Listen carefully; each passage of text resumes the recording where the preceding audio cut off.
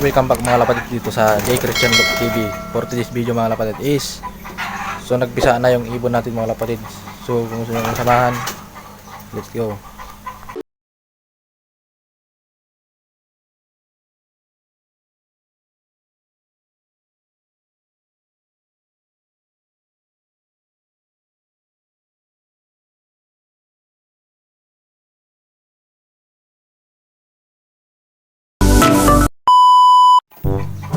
So ayan mga lapatid, so nagpisa na nga yung ibon natin dito.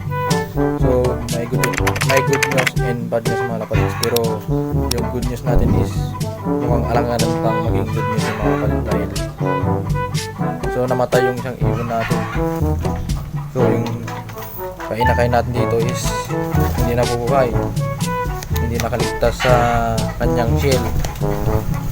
So kagabi nagpisa na to. So yan siya. So ito yung nagpisa na ibon natin, yung pula. So bali iisa na lang yan. So nilagyan ko ng basahan kasi yung ano nito is yung buhangin ng dagat. Siguro yun yung isang pinagkamatayan ng sisiw. Kaya kung mapapansin nyo is iisa na lang yan yung ano dyan YB.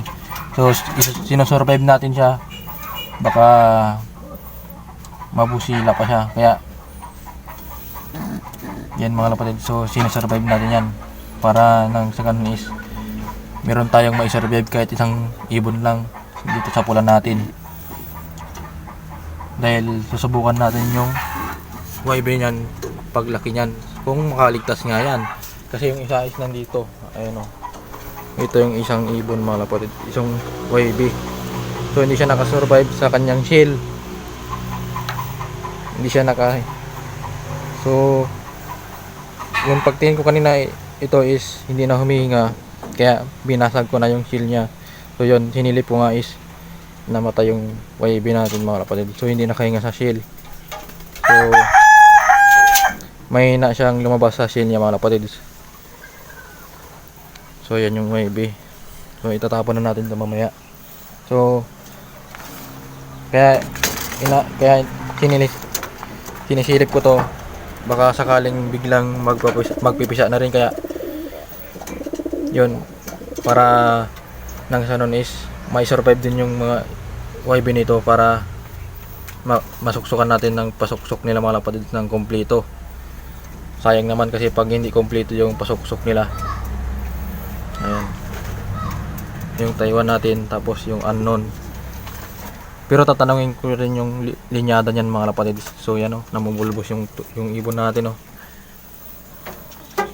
So ito is matagal-tagal pa to, ito dahil 6 days pa lang tong naglilimlim. So ang ano nito is ito, yung nandito na dalawa puti natin is malapit na rin yan, pero bukas na yan kukunin. Kaya yun, ay sa linggo pa pala, kasi Sabado lang, ay Biyernes lang pala ngayon. So ito is malapit na rin yung basra line natin, saka yung African Eagle natin. So yun mga lapatid, so yun muna ang ating video sa araw na to. So yun, so dito ko na puputol yung video natin mga lapatids. So like and share and subscribe. Ingat.